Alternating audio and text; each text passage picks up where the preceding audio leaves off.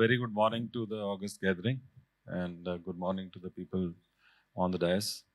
I think the topic selected for today for the first session is quite impressive, and I must appreciate the team who's organizing this, because transforming technologies are slowly and steadily creeping into education, though they were there in many other businesses earlier. So these technologies are really going to help the education sector. This is what is claimed worldwide. And before I sum up the session and put down my ideas, I will request the panelists to introduce one by one from that side. Just a small introduction, sir. 1 minute. Yeah, first, so that the audience knows who is who. Hello, myself is Professor Alok Chakrawal. Basically, I am a man of finance. These days, I am having the responsibility of Vice Chancellor of a central university situated in the state of Chhattisgarh. The name of the university is Ghasidas Vishwavidyalaya. I am happy to share with you that recently we got A++ accreditation by the National Assessment and Accreditation Council. And we are among top 10 Indian universities right now. And we claim that this is the most happening university. To be in brief, just one line. Thank you. Thank you very much. Hello, good morning. My name is Prafulla Agnihotri. I am the director of IIM Sirmaur. Earlier, I was with IIM Calcutta as a professor and also the founder director of IIM Tiruchirappalli. Thank you. So, good morning, everyone. I am Dr. Sujata Shahi, founder by Vice Chancellor of IILM University, Gurugam. After completing 2 terms, now I am a Group Vice Chancellor of IILM, and my background is completely psychology. Thank you.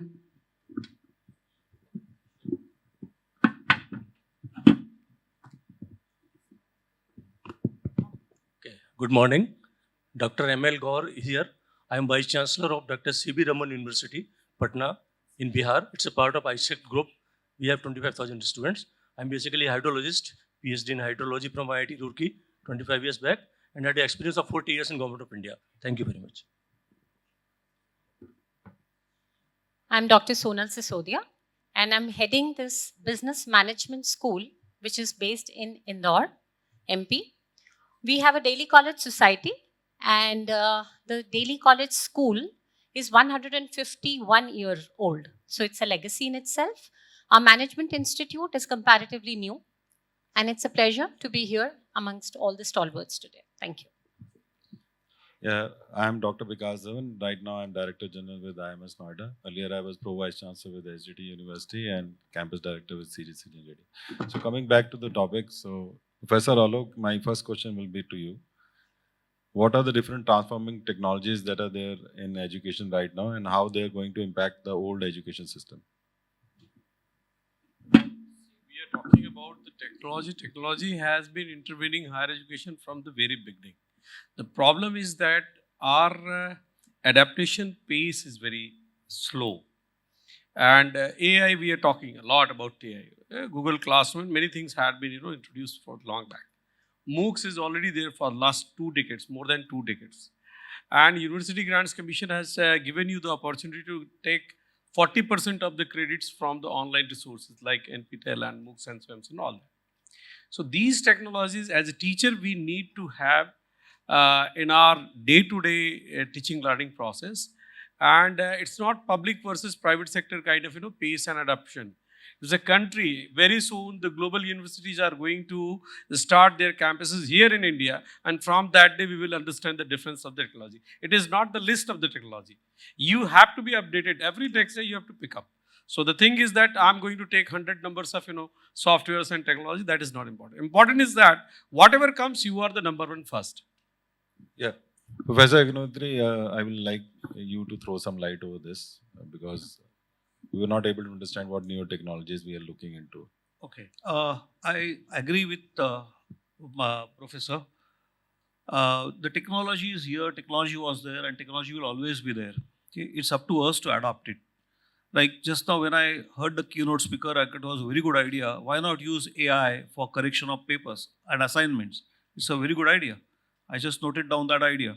Because honestly, as a teacher, the only part of my job that I never liked was paper correction. Okay. And most of us will agree with me, those who are in teaching fraternity. So why not we make use of it? And by that we can always be more objective by that. We can make the paper evaluation more standardized. Because AI won't know, okay, won't have mood swings by which he will give 5 marks extra to someone, 5 marks less to someone else. So they'll be far more standardized, and that was a brilliant idea. So many ideas will keep coming. I'll take a little micro approach and I'll say, how can we make use of this technology in the classroom? There are so many other ways. For example, simulation games. So far, we had very limited technology available for simulation games. But now with AI and computers, advanced version of computers, we can create real-time simulation games. Okay? Wherein students will get real-time experience and real-time feedback and they can see the results of their own action there and there itself. Okay. So there are so many ways, even within the classroom, we can use simulation games. That technology was there for many, at least I saw it abroad 20 years ago, wherein the stock market, stock trading, how do you teach your students? You can't teach them by theory. They have to actually make their hands dirty. But who is going to give them 1 lakh rupees to play with? No institute would have those many resources. So what they used to do, they would have connect with the local stock market, and with a lag of 2 to 3 minutes, the real data would come to them. And the student would actually trade on stocks and see their impact at the end of the day. Okay? Without actually needing to buy it. That was also a real-time simulation game. And now that we can do it in India also. At IIM Sirmaur, we have established a finance club wherein we have agreement with BSE, Bombay Stock Exchange, and they will give us this data with 2 minutes lag. And the students will actually trade in that room. So there is also use of technology. We can make use of technology within the classroom also.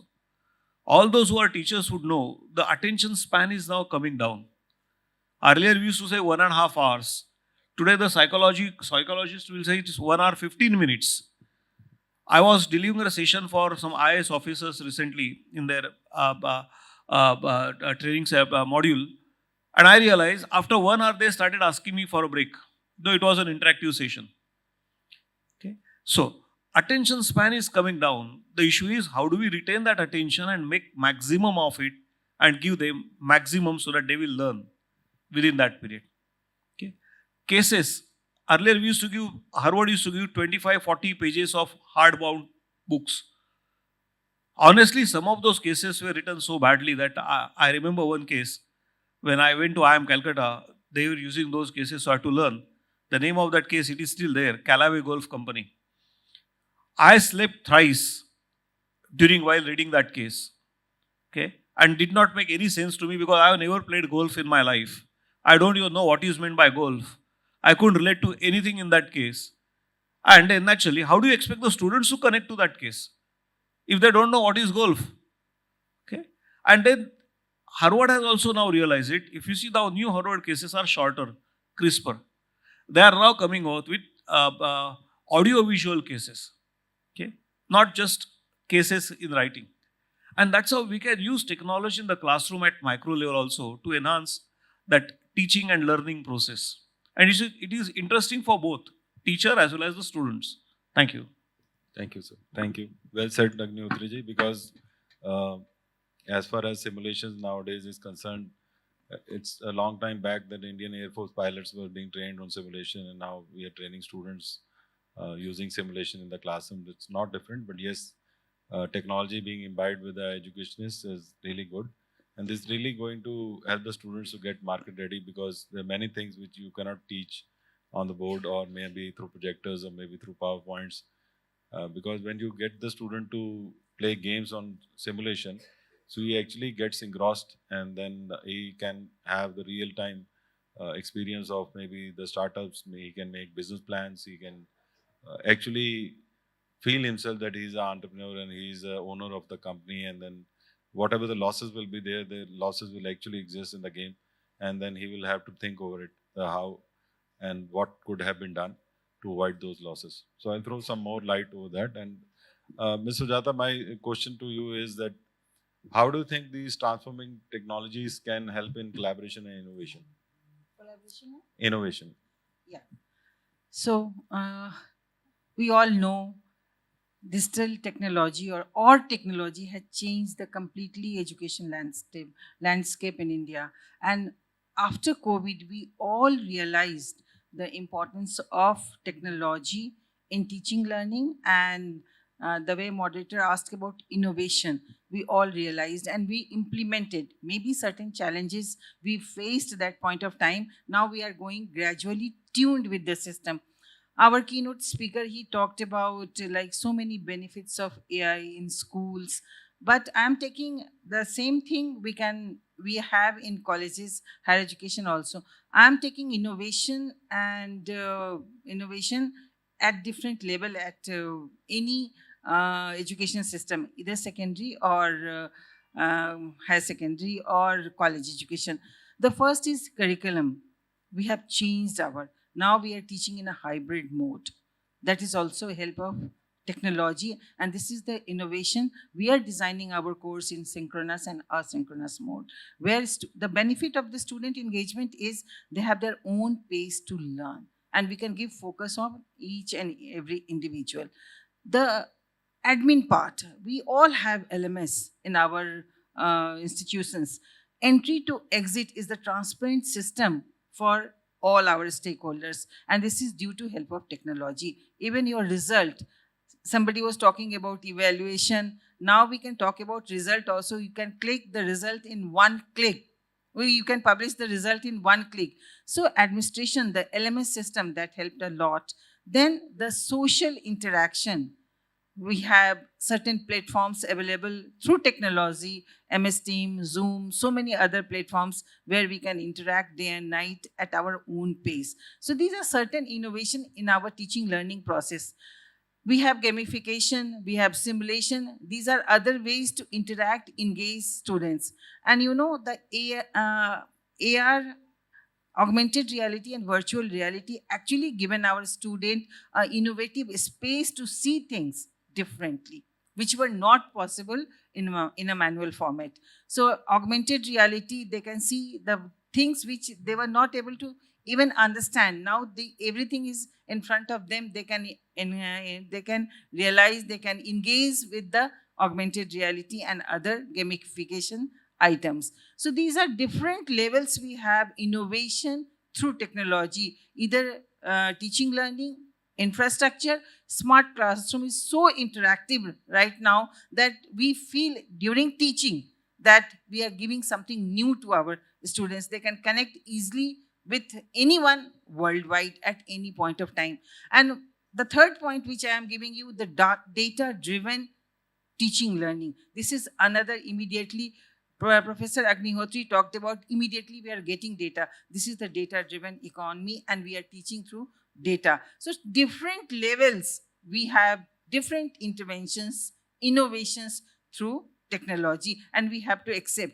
The challenge which I faced personally, that the reskilling and upskilling of our facilitator, our teachers. So accordingly, we have to move fast to train them to adapt all these new technology, and they can work on a better way. And all data says we are growing, and I think one of the data says 2020 we had demand of digital transformation $1.8 million. By 2030 it is required, it is expected to be $10.4 billion demand in the digital field for higher education. So these are the ways we can incorporate, and we personally felt the benefit of student engagement through digital interventions. Thank you, ma'am. So, Dr. Murari, would you like to add up to this, how technologies are enabling collaboration? See, first of all, I am feeling like students. The question was said that question and answers are most important. Our moderator has changed the question very smartly to innovation. So I have to change myself. Innovation, actually, if you see philosophically, what is innovation? It is at the intersection of two roads. Innovation has two arms. One goes to technology and one goes to education. Means it is the provider and it is the deliverer. So innovation has to be taken from that point of angle. We have good education, good person who can deliver the technology in a better way. Because nowadays, so many technologies have been flourished. Plethora of tools are there. And there is a saying, too many cooks spoil the food. So we have to be very selective for these kind of tools and technologies of artificial intelligence because it is artificial. There's a difference between artificial intelligence and intelligence. Intelligence has supremacy. We are taking, we can drive car without driver. We can see megapixel pictures. We can do, no, it was done 1,000 years back. Narad Muni was having a timeless travel. Sanjay was having a vision of multiple megapixel. Ravan was having a Pushpak, digital driver, Sri Lanka, within 1 minute Sri Lanka. Hanuman was having a power to brought the vegetation to the mankind. Those kind of traditional wisdoms we have lost. And we are talking of these. So we have to be equally important. As in Nalanda we have started, to rediscover our traditional wisdom, decode them into modern language, develop some things which can be helpful. Because we have to first decide the problem. If problem is perfect, your answer is perfect. Our problem is not perfect. We are not reaching up to the problem. ChatGPT is good. But if your question is not good, your ChatGPT is worst. So good question making in a ChatGPT is more important. And that can be done by a good teacher only, a good philosopher only, those computer things. So we have to be equally important towards the, problem-driven, demand-driven technology. What is the location of university? What is the employment sphere? What are the leading universities, leading industry? What is the demand? Develop low-cost technologies to fulfill the demand. This is my view. Thank you. So Dr. Murari in his first line itself, sir, he told that paper was not out.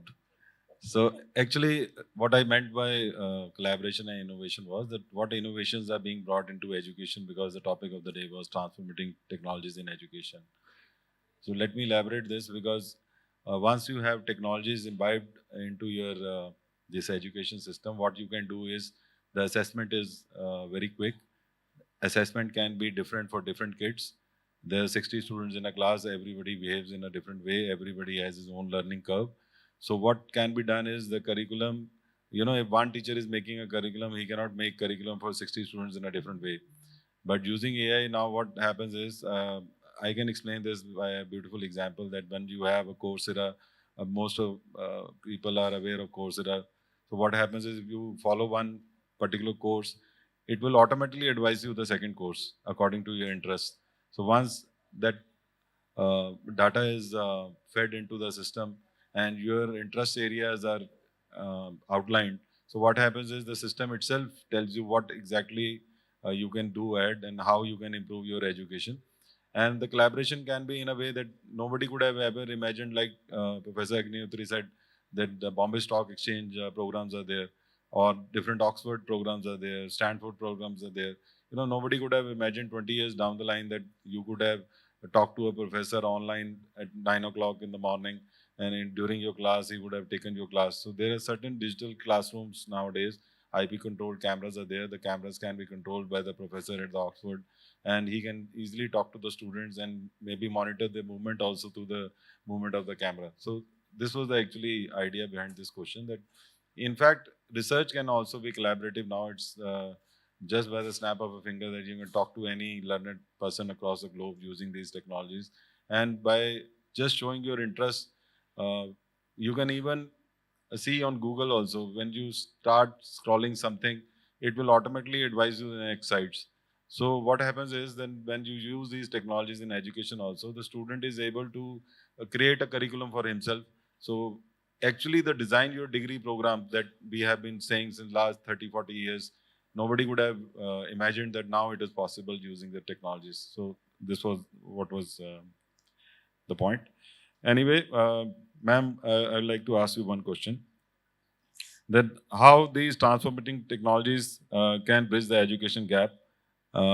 Maybe they can, if you can explain by giving an example, then providing access to quality education for students in remote and maybe unapproachable areas. Exactly. Rightly asked by you. I would certainly want to endorse the views which have been put by my fellow panelists. And when we are talking about making the education or creating a digitalization of education, we are looking at providing an immersive environment, a learning environment which is adaptable as well as immersive. When we talk about immersive, we are talking about how can we make this learning more engaging, more absorbing. Like Sir rightly pointed out, that the attention span is going down. And when we talk about, like you said, that the rural or the remote locations, then naturally the student quality in those areas is not going to be as good as we find maybe in the urban sector. Also, when we have very good and highly prestigious institutions like the IITs or the IIMs, they actually get the creme de la creme. So they are already getting the best of the best brains. So the working there has to be different than the working which needs to be done when the student quality is not as good. The second big challenge is that when we talk about the faculty, so we are never going to have that quality of faculty in the remote locations, the kind of faculty we would be having when it comes to the prestigious institutions. So this is where this digitalization can be of help, because ultimately we have to make this education more accessible and more personalized. So when we can share the resources, like you pointed out, be it collaboration in research or be it collaboration in education, especially the physical proximity sometimes can be of help. If we have an IIMs and they allow us to use their resources, so they allow the smaller institutes to use their resources and they maybe create some good teacher learning platforms for other teachers, then that is going to be of immense benefit to everybody. Number one. And number two is when we are talking about innovation, like Vipin sir, Yadav sir rightly pointed out, that AI is not something which can replace. So when we talk about making learning more immersive, we are also talking about making this learning more critical thinking based. And this is something we can always do at the institute level, taking help from the mentors across the globe. So this is where we become more adaptive and we have the right mix. So we can take help from the people who are widely established and have great resources. Those could be shared, and then this remote location or the geographical constraints would not come into picture. Thank you. Thank you, ma'am. Well said. If you permit, may I just add something to Yeah, what please, Sonali ji said? please. Actually, her point reminded me that there are different types of students also in the class. They all don't learn at the same pace. Okay, each one of them has different learning style. My fellow colleague, she's a psychologist, she can throw more light on that learning style, inventories and so on. But then I also noticed this in the class. They have diverse interests also. What would interest someone may not interest the other person. Even the technology can be of use to them, which will enable the student to learn at his or her own pace, as and when he or she wants, the way he or she wants. Okay, an ultimate goal of every education institute is to enhance the learning experience of the student. Okay, and we can make the rightful use of technology in developing that. Thank you, Sonalji, for reminding me this topic. Agnihotri Just ji, to take- just ma'am, Yeah. actually, this is my next question, so you all will be able to throw light. Agnihotri ji, because I will like you to throw some light on this also, that how AI and machine learning can actually help the students in real time scenario. Honestly, let me admit, I'm not an expert in all this. Okay. Anyway, anybody Maybe can. you would like to take up this question? Yeah, ma'am, please. Just repeat the question. AI, What I was asking was that, see, because from everywhere I'm listening AI, because in India, if anything goes wrong, they say that AI has done this. So even we are not realizing that ChatGPT is also, okay, some part is AI, but more or less is the data that has been stored into that, and we are just retrieving the data. My question was that how AI and machine learning can actually help the students in real life scenario. Because I added this question because Professor Agnihotri was throwing some light on the learning curves of different students, because there are different set of students in the class and every student has his own style. Some are auditory learners, some like to see and then they learn, some like to sit alone and study on their own, some like to see and listen at both piece of time. Some like to go home and then in the evening they go through the books and then they learn. So there are different styles of learning and there are different paces of learning. So in real life scenario, how this artificial intelligence is going to help the students? So it's a very important question right now in our colleges, because we can't there is a say one shoe fits all. We can't, because we have 60 students in our class, and as per psychology they all have different pace of learning. We can't centralize anything, and that was happening because we were giving lecture and we were not analyzing the pace of students who is slow learner and fast learner. But AI and other technological tools. AI, all technology are enablers. They're giving us space. Right now, they are not able to do in class, but you have your own space to complete the program. And you can have again and again the same situation created by AI to analyze the problem and come up with the certain solutions. AI is a tool which can be used differently. Talking about the way we are using either ChatGPT, and these are the helpers, but we have to design our questions, our program, and our issues differently so they can help us. They will just help us. They will create a format where you can put your thinking. It's not nowadays our students, they are coming up with thesis or project completely driven by ChatGPT. You can easily analyze this is not their own critical thinking. So we have to design and guide them to, these are the framework, but you have to add your own thinking. Initially, this framework was also not available to our students. If suppose someone is willing to write a research paper, how to write a research paper? The guide will tell you this is the way to write. But now you can put the question on ChatGPT in a different ways. Even you can give a different command to ChatGPT. No, this is not correct. Give me some other options to write a research paper, to integrate with other people. They will give you answer. But we can't take the same answer. So it's an enabler. All AI, all technological tools, these are enablers to understand your student and design your examination even also on the basis of student, and personalized development of each student you can give focus. And I experienced it because we are giving now quizzes, because AI with different tools, platforms available, immediately you can give answer the way sir told and other panelists told, that you can evaluate immediately. Then you can give answer by the time. Okay, no, you have to develop yourself, you have to work hard. Initially what was happening, midterm examination, we were giving one feedback to students, and later end term you have continuous assessment program that you can design and give a student the feedback on a regular basis to develop that themselves. So AI, all the tools, enablers, we have to use wisely. And again, I am telling that we have to train our faculty members how to use and how to convey to our students the right way to use it. Dr. Alok, I have one question for you. That we all know that this newer technologies are impacting the old traditional ways of teaching. Now, my question is that how this is going to be helpful in designing more digital, personalized programs for students? Very good question.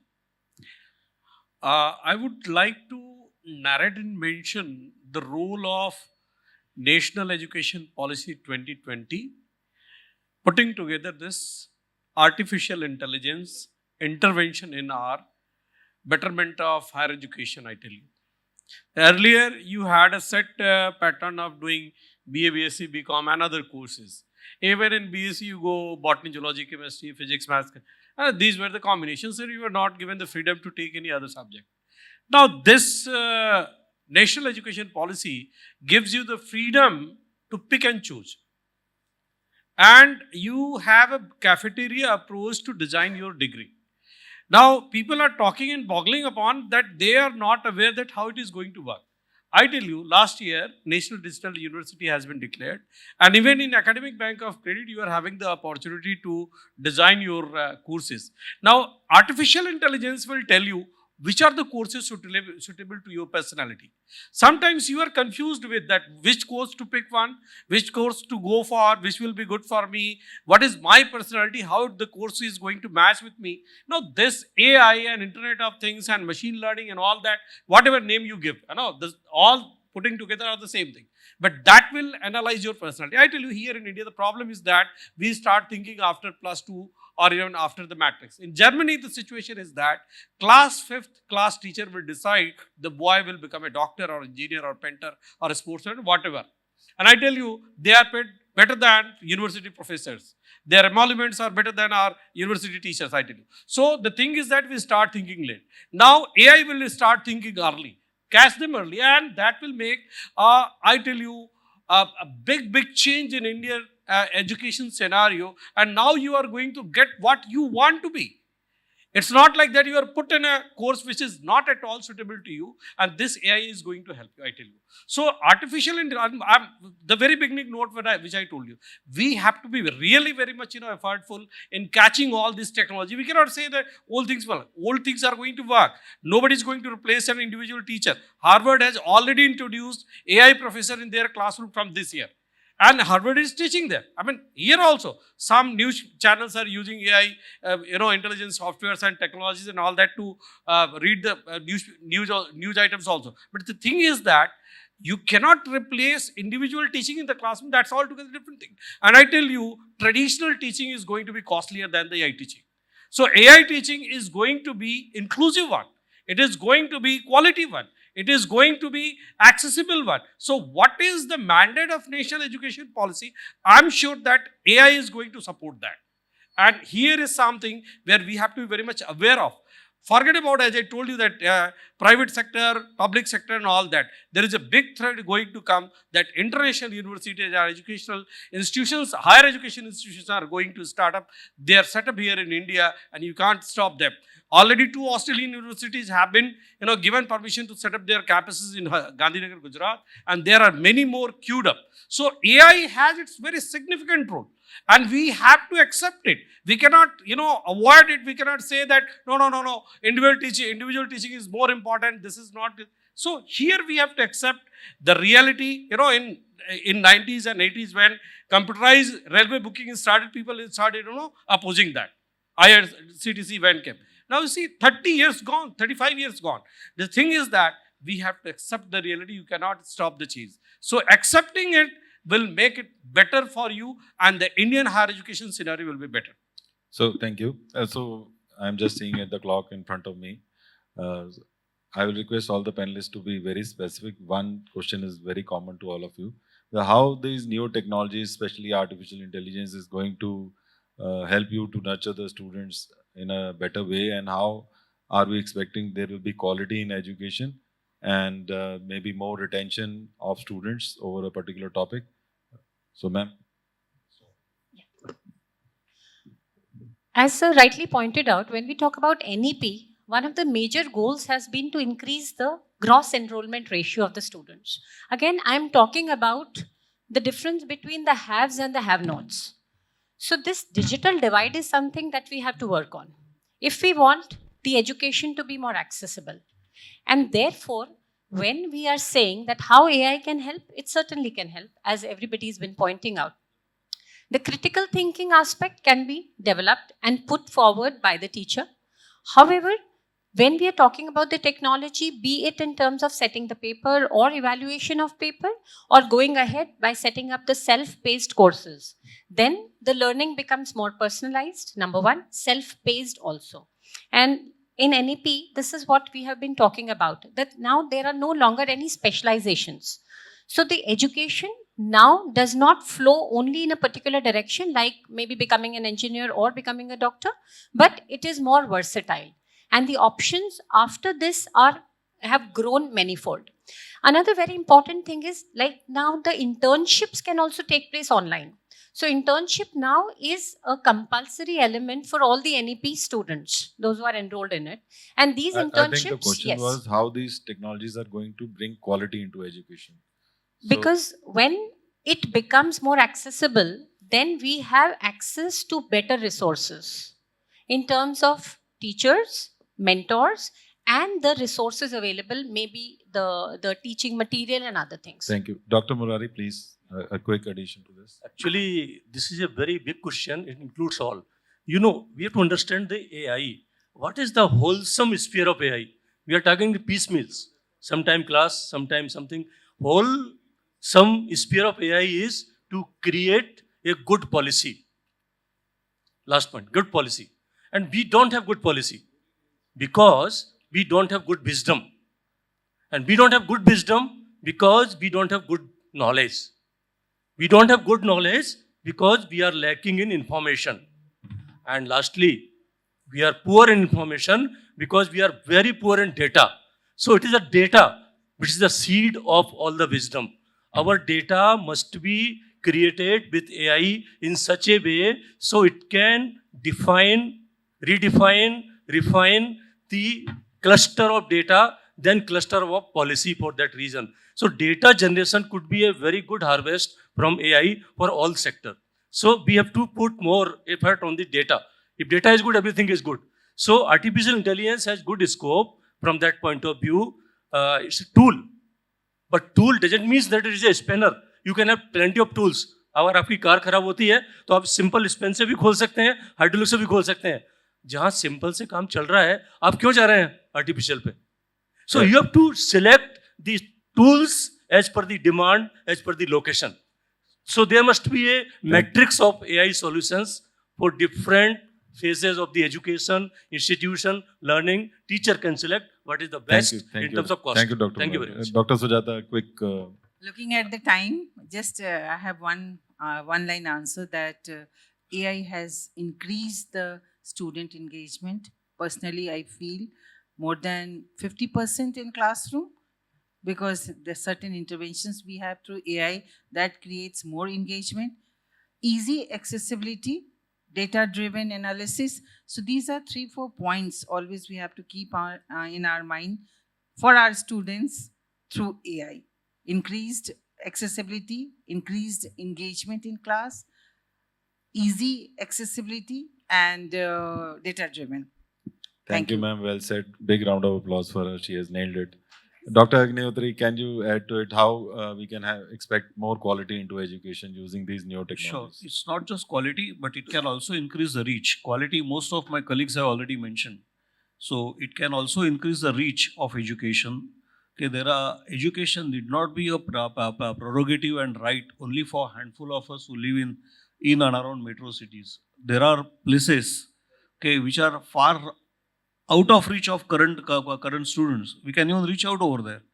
Okay, there is equally good talent, or maybe even better talent available in rural India's rural places. We can reach out over there.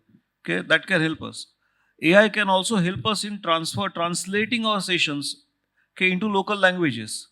I may not know interior dialect of a Tamil Nadu village. Okay, AI can convert that easily, and the student can understand that. So it can even have those aspects beyond classrooms as well. Dr. Sonal already threw some light over this. I'll tell you something. Yeah. As A quick, sir, 1 minute thought over this. Use of new Dr. technologies so Sura that has I said, can wind up. Yeah, fine. See, for inclusiveness, what is the mandate of NEP 2020? Because gross enrollment ratio has to go to 50% by 2035. Now, if AI is being taken as a support, I tell you, that will be very easily achieved. One thing. The second thing is that you cannot keep on rejecting AI's consumption. Okay, traditional is good and new thing is not good. See, all of us use Google Map now. I started from South Delhi to reach here. I reached here in 40 minutes. If I started asking every corner that where is Taj Vivanta, I would have reached in 2 hours, 3 hours, or whatever. So sometimes challenge. So thing is that it is inevitable. We cannot avoid it and we have to accept it. Thank you very much. So thank you very much all the panelists. So let me conclude the session. Actually, the motive of this particular topic was that how this technology is enabling the education people to see that the students pass out with the real life knowledge that the corporate world needs. To be honest, you cannot write books at that pace, at the pace at which the technology is evolving. So only solution left is that you introduce technology into education so that the student gets access of the knowledge across the globe. Second, new education policy was highlighted by Dr. Alok. So very rightly said. I have a view over this that if you want to achieve 50% gross enrollment ratio with almost 1133 universities right now in the country, it is not achievable without using technology. And more or less, you actually subside the student and limit him for the knowledge because a particular university has limited professors and only a limited number of subjects can be introduced. So if you use technology, the same student can learn from your university, from an Oxford professor, if you have a collaboration in education, or in fact, your professors can undergo research, collaborating with any professor across the globe. The student can design his own degree. The point is that the era has come when the automobile engineer will no longer look for, studying different subjects. He will just look forward to subjects which are precisely for automobile industry. He will learn few thermodynamics subjects. He will undergo certain electronic subjects, certain electrical subjects, certain computer subjects, so that he is fit to design a new car. So the point is that when you talk about design your degree, it has to be in the interest of the student. Now, one more thing is there, then when you give a report card in class 10, nowhere it is written what skill set the student has. A teacher cannot do it. He cannot access the 120, 140 students that he or she is teaching right from 9 o'clock to 3 o'clock in the afternoon. He cannot assess the different students in a different proper way. But when you use these artificial intelligence techniques, you can easily assess the student, and the student can himself also assess himself. The introspection can be there from the student part also. He can go at his own pace. There will be students who are very shy to ask questions, but when they use these technologies, they go back to home. They can easily go through again the lectures, maybe a 1 hour lecture at a 4 hour speed, or maybe a student who is intelligent, he may opt for third semester subjects in first semester in higher education. A class 9 student can learn class 10 subjects. He was pretty okay with the class 9 subjects. Still, we are not in that mindset where we accepted that a BTech degree can be completed in 3 years also. Because we have just made it a mindset that it's a 4-year course. Why do you limit a fast learning student? When we talk about fast learners, slow learners, you cannot meet that pace. So when you use these technologies, you can actually cater to the needs of each and every student. You can meet their paces. You can, believe me, they can design their own degrees. Students nowadays are very smart. They just need facilitators. They don't need so-called professors in the class. They need mentors who can actually guide them to realize what skills they are having. We talk about skilling. I am learning and listening everywhere, wherever I go. So the point is, except for IITs and IIMs, what skilling is done in private universities? If you don't use technologies, you cannot help the students to get skilled because you have a limited quota of professors, a limited set of teachers, and you actually confine the student with those teachers or professors, and he is limited to their knowledge. So why do we limit the student's knowledge to the knowledge of a professor? So technology actually enables you to go far beyond that. And if a professor is humble and he is really acting as a mentor, he can help the student to use the technology and have that knowledge from other part of the globe. So thank you very much. It has been a pleasure to moderate this session with these learned people on the stage. Thank you for being a lovely audience. God bless.